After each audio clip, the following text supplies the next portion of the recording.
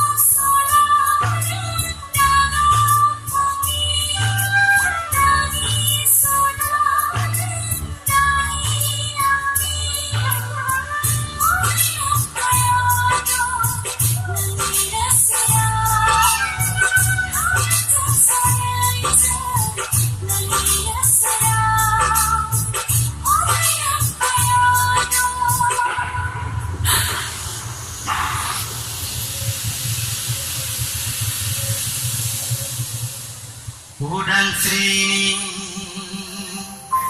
Dauha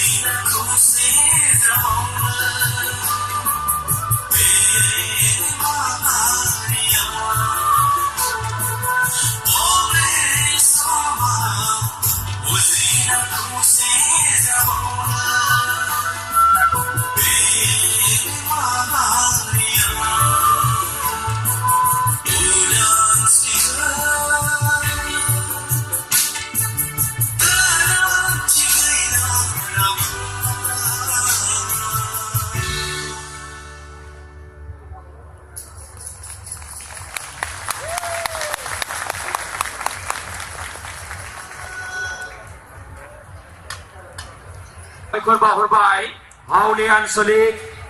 हारिमु आफादनिसिम बिथांमोना जोंनि बे गोसो गोरबोखौ सिंखावनानै